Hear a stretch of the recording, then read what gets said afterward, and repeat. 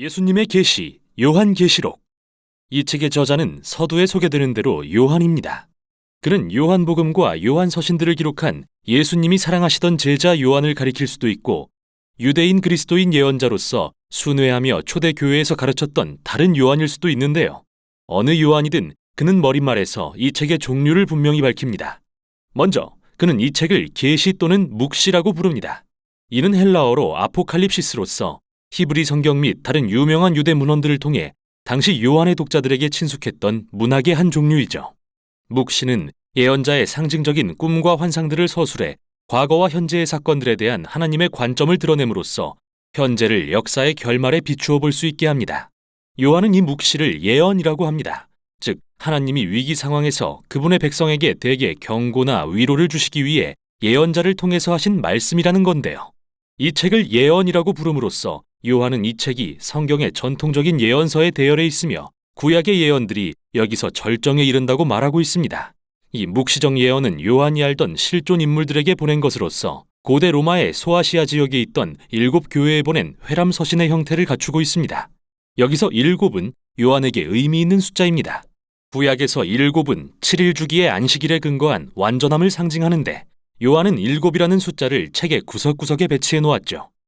그는 머릿말에서 우리가 이 책을 어떻게 이해하면 좋을지에 대해 명확한 지침을 제공합니다. 유대 묵시 문학은 상징적인 이미지와 숫자를 사용한 문학입니다. 세상의 종말이 언제인지 예측하는 암호가 아니죠. 오히려 요한은 구약에서 인용한 이 상징들을 계속해서 사용함으로써 독자들이 그가 암시하는 구절들을 찾아보고 상징의 의미를 발견하길 기대합니다. 또한 이 책이 서신이라는 사실은 요한이 실제로 이 1세기 교회들의 상황을 다루고 있다는 뜻입니다. 따라서 이 책이 후대의 그리스도인들에게 전하는 내용이 많다고 해도 책의 의미는 우선 요한이 살던 시대와 장소, 그리고 독자의 역사적 맥락에 입각해야 합니다. 이 책의 첫 단락은 예수님이 7교회에 하시는 말씀입니다. 요한은 지금 반모섬에 유배되어 있으며 부활하신 예수님이 세상의 왕으로 높임받으시는 환상을 봅니다. 그분은 7개의 타는 촛불 가운데 서 계시는데, 요한은 이것이 소아시아의 7교회를 상징한다는 말을 듣습니다. 이는 스가랴서에서 인용한 것이죠. 그리고 예수님이 각 교회의 구체적인 문제들을 다루기 시작하십니다. 어떤 교회들은 부와 풍요로 인해 무관심해졌고, 어떤 교회들은 도덕적으로 타락했습니다. 그들은 여전히 이방신의 제사 음식을 먹고 신전의 창기들과 관계를 가졌습니다. 그러나 여전히 예수님께 신실한 교회들도 있었는데, 그들은 괴롭힘을 당하고 심지어 심한 박해도 겪고 있었죠. 예수님은 상황이 더 나빠질 거라고 경고하십니다. 이 교회들은 환난이 닥칠 때 타협과 믿음 중에서 선택을 강요받게 될 것입니다. 요한이 살던 때는 그리스도인에 대한 네로 황제의 학살이 지나가고 도미티안 황제에 의한 박해가 진행 중이던 것으로 보입니다. 그래서 그들은 박해를 피하기 위해서건 단순히 로마 시대의 흐름에 동조하기 위해서건 예수님을 부인하고픈 유혹을 받았는데요. 예수님은 그들에게 충성함으로써 유혹을 극복하라고 또는 이기라고 하십니다. 그리고 이기는 모든 사람에게 상급을 주겠다고 교회들에 약속하시는데, 각각의 상급은 이 책의 마지막 환상인 하늘과 땅의 혼인에서 보게 될 것입니다. 이렇게 첫 단락에서는 책의 줄거리를 끌어갈 주된 갈등 구조가 설정됩니다. 예수님의 사람들이 견뎌낼까요? 하나님이 예비하신 새 창조 세계를 상속받을까요? 왜 예수님께 충성하는 자들이 이기는 자로 묘사될까요? 책의 나머지 부분이 바로 요한의 대답입니다. 다음으로 요한은 하나님의 보좌의 환상을 봅니다. 그러고 나서 구약의 여러 예언서를 인용해 그 모습을 묘사합니다. 모든 피조물과 세상 나라들을 의미하는 생물들과 장로들이 하나님을 둘러싸고 유일하신 참된 창조주, 거룩하신 하나님께 영광과 충성을 돌리고 있습니다. 하나님의 손에는 7인으로 봉해진 두루마리가 있는데, 이는 구약 선지자들의 말씀과 다니엘이 본 봉인된 두루마리의 환상들을 상징하며 모두 어떻게 하나님 나라가 하늘에서와 같이 이 땅에 임할 것인가에 관한 것이죠. 그러나 아무도 그 두루마리를 열 수 없습니다. 하지만 요한은 누가 열 수 있는지 듣게 됩니다. 그분은 바로 유다 지파의 사자요 다윗의 뿌리이십니다. 이는 군사적 정복으로 하나님 나라를 이 땅에 임하게 하실 메시아 왕에 대한 구약의 전형적인 묘사인데요. 그게 바로 요한이 들은 것이라면 그가 눈을 돌려 본 것은 공격적인 사자왕이 아니라 여전히 살아서 피 흘리는 희생양이 두루마리를 열 준비를 하고 서 있는 모습입니다. 이때 예수님을 죽임당한 어린 양으로 상징한 것은 이 책을 이해하는 데 결정적으로 중요합니다. 요한은 구약에 약속된 장차 올 승리의 하나님 나라는 십자가에서 죽으신 메시아를 통해 시작되었다고 말합니다. 예수님은 참된 유월절 어린 양이 되어 그분의 원수들을 구원하기 위해 죽으심으로써 그들을 이기셨습니다. 그리고 부활로 인해 예수님의 십자가 죽음은 패배가 아닌 왕위 즉위식이 되었습니다. 그게 그분이 악을 이기신 방법이었죠. 그래서 이 환상은 어린 양이 보좌에 앉으신 분 곁에서 유일하신 참된 창조주요 구세주로서 그분과 함께 찬양받으시면서 끝이 납니다. 이제 죽임당한 어린 양이 두루마리를 열기 시작합니다. 이것은 역사를 완성해 가시는 그분의 신적 권위를 상징하죠. 다음 단락은 세 가지 일곱 상징입니다. 일곱 봉인, 일곱 나팔, 그리고 일곱 대접. 이것들은 하나님의 나라와 공의가 하늘에서와 같이 이 땅에 임하는 것을 묘사하는데요. 어떤 사람들은 하나님의 세 가지 일곱 심판이 문자 그대로 순차적인 사건들로서 과거에 일어났거나 현재 일어나고 있거나 예수님이 재림하실 미래에 일어날 일들을 의미한다고 봅니다. 그러나 요한이 일곱이라는 숫자를 어떻게 배치했는지 살펴보세요. 마지막 일곱 대접은 일곱째 나팔과 일곱째 봉인에서 나오고 일곱 나팔은 일곱째 봉인에서 나옵니다. 마치 러시아 인형처럼 각 일곱째 안에 다음 일곱이 들어있죠. 또 각각의 일곱이 최후 심판에서 어떻게 끝이 나며 서로 어떻게 연결되는지도 주목해야 합니다. 따라서 요한이 세 가지 일곱 상징을 사용해서 예수님의 부활과 재림 사이의 같은 기간을 세 개의 다른 관점으로 묘사했을 가능성이 더 큽니다. 죽임당한 어린 양이 첫 네 개의 봉인을 떼시고 요한이 네 명의 기수를 봅니다. 이는 스가랴서 1장에서 온 장면이며 각각 전쟁, 정복, 기근, 그리고 죽음을 상징합니다. 비극적이게도 인류 역사에서 평범한 일들 말이죠. 다섯째 봉인은 하나님의 보좌 앞에 선 죽임당한 순교자들과 그들의 무고한 피의 절규가 제단에 피어오르는 향처럼 하나님께 올라가는 것을 묘사합니다. 하나님은 죽임을 당할 그리스도인의 수가 차기까지 더 쉬어야 한다고 하시는데요. 그 이유는 알 수 없지만 영원히 지속하진 않을 거라고 하십니다. 여섯째 봉인은 그들의 절규에 대한 하나님의 최종 대답입니다. 이사야서와 요엘서에 기록된 여호와의 날이 임하고 땅 위의 사람들은 누가 견딜 수 있겠느냐고 소리칩니다. 여기서 갑자기 요한은 그 질문에 답하기 위해 잠시 이야기를 멈춥니다. 요한은 이 모든 환난을 견디고 있는 하나님의 종들을 보호하기 위한 하나님의 인을 가지고 오는 천사를 봅니다. 그리고 인치심을 받은 자의 수가 14만 4천이라는 것을 듣습니다. 이것은 민수기 1장에 나오는 병력 조사 같은 것으로서 이스라엘 자손의 12지파에서 각 12,000명씩입니다. 여기서 주목할 점은 이 군대의 숫자가 요한이 들은 거라는 겁니다. 그가 승리하신 유다의 사자에 대해 들은 것처럼요. 그러나 두 경우 모두 그가 눈을 돌려 본 것은 그런 군사적 상징들이 죽임당한 어린 양, 즉 예수님을 통해 성취되는 모습입니다. 그는 하나님 나라의 메시아 군대가 모든 민족으로 이루어진 것을 보게 됩니다. 하나님이 아브라함에게 하신 언약이 성취된 것이죠. 다민족으로 이루어진 이 어린 양의 군대가 하나님 앞에 설 수 있는 이유는 어린 양의 피로 구속받았기 때문입니다. 그리고 이제 그들에게 이기라고 명하십니다. 원수를 죽이는 게 아니라 어린 양과 같이 고난받고 증인이 됨으로써 말이죠. 그런 다음 마지막으로 일곱째 봉인이 떼어지는데 두루마리가 열리기 전에 경고의 일곱 나팔이 등장하고 제단 향로에서 불이 담겨옵니다.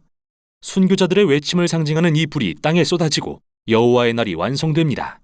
요한은 일곱 나팔을 통해 다시 이야기를 들려주는데 이번엔 출애굽 이야기의 이미지가 등장합니다. 처음 5개의 나팔을 불자 출애굽의 재앙이 재현되고 여섯째 나팔을 불자 처음 4개의 인에서 본 4명의 기수가 풀려납니다. 하지만 요한은 이 모든 재앙에도 불구하고 나라들이 회개하지 않았다고 말합니다. 마치 출애굽기의 바로처럼요.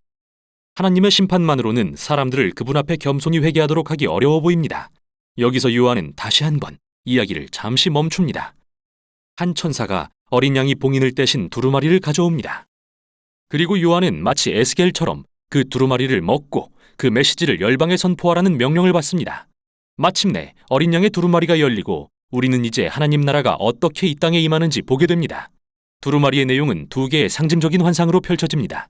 먼저 요한은 하나님의 성전과 제단 곁의 순교자들을 보는데 이를 측량하고 구별하라는 명령을 받습니다.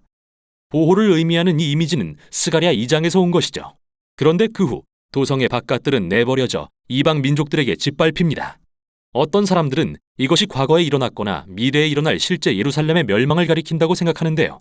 그보다는 요한이 예수님과 다른 사도들의 전통을 따라 새 성전을 하나님의 새 언약 백성의 상징으로 사용했을 가능성이 큽니다. 그렇다면 이 이미지는 예수님을 따르는 자들이 나라들로부터 당할 고난에 대한 것이지만 겉으로는 패배한 것 같아도 어린 양을 통한 그들의 승리는 빼앗길 수 없습니다. 이는 두 번째 환상에서 더 자세히 부연됩니다. 하나님이 열방에 예언할 대표로 2 증인을 세우십니다. 이에 대해서도 어떤 사람들은 이들을 미래에 실제로 나타날 예언자들로 봅니다. 하지만 요한은 그들을 두 촛대라고 부릅니다. 교회를 가리키는 그의 상징 중 하나죠. 따라서 이 환상은 예수님을 따르는 자들의 예언자적 역할에 대한 것으로서 모세와 이사야를 이어받아 우상을 섬기는 나라들과 권세자들에게 유일하신 참된 하나님께 돌아오라고 외쳐야 합니다. 그런데 갑자기 여기서 끔찍한 짐승이 등장합니다. 다니엘서 7장에서 본 것처럼요. 그리고 두 증인과 싸워서 이기고 그들을 죽여버립니다. 그러나 그 후 하나님은 그들을 다시 살리시고 박해자들 앞에서 그들을 높이십니다. 그래서 마침내 나라들이 회개하며 여호와의 날에 창조주 하나님께 영광을 돌립니다. 여기서 잠시 지금까지의 이야기를 정리합시다. 7 봉인과 7 나팔을 통한 하나님의 심판의 경고는 열방의 회개를 일으키지 못했습니다. 마치 출애굽의 재앙이 바로의 마음을 더 완악하게 한 것처럼요.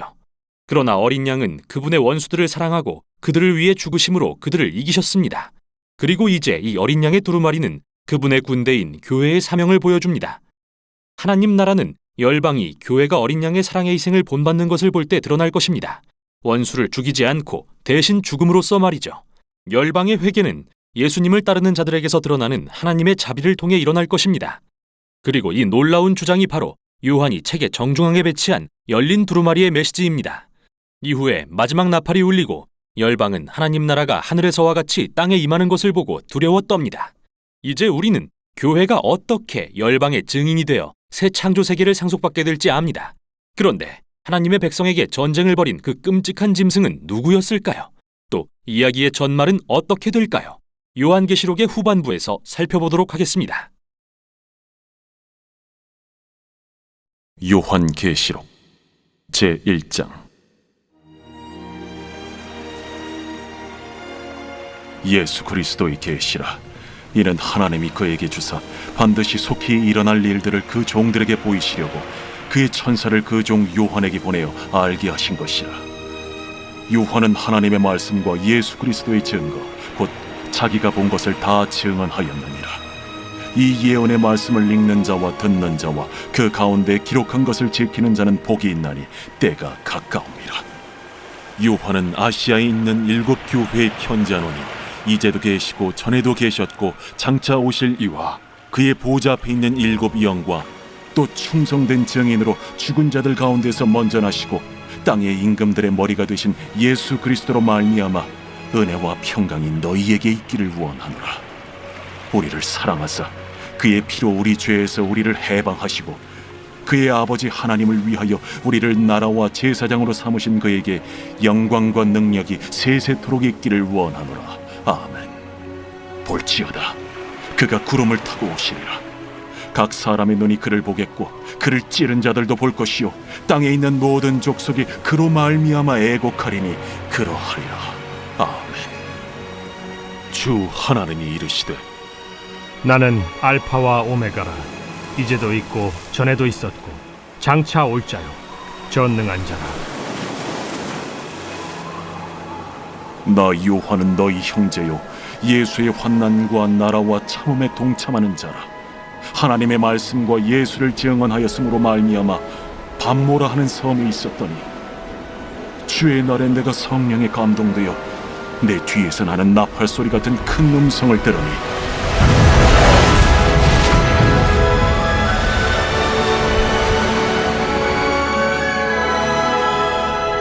네가 보는 것을 두루마리에 써서 에베소, 서머나, 버가모, 두아디라, 사데, 빌라델비아, 라오디게아들 7 교회에 보내라. 몸을 돌이켜 나에게 말한 음성을 알아보려고 돌이킬 때에 7 금 촛대를 보았는데 촛대 사이에 인자 같은 이가 발에 끌리는 옷을 입고 가슴에 금띠를 띠고 그의 머리와 털의 희기가 흰 양털 같고 눈 같으며 그의 눈은 불꽃 같고 그의 발은 풀무불에 단련한 빛난 주석 같고 그의 음성은 많은 물소리와 같으며 그의 오른손에 7 별이 있고 그의 입에서 좌우에 날선 검이 나오고 그 얼굴은 해가 힘있게 비치는 것 같더라. 내가 볼 때에 그의 발 앞에 엎드려져 죽은 자같이 되매 그가 오른손을 내게 얹고 이르시되 두려워하지 말라. 나는 처음이요 마지막이니 곧 살아있는 자라. 내가 전에 죽었었노라. 볼지어다 이제 세세토록 살아있어 사망과 음부의 열쇠를 가졌노니 그러므로 내가 본 것과 지금 있는 일과 장차 될 일을 기록하라. 내가 본 것은 내 오른손의 7별의 비밀과 또 7 금촛대라. 7별은 7 교회의 사자요 7 촛대는 7 교회니라.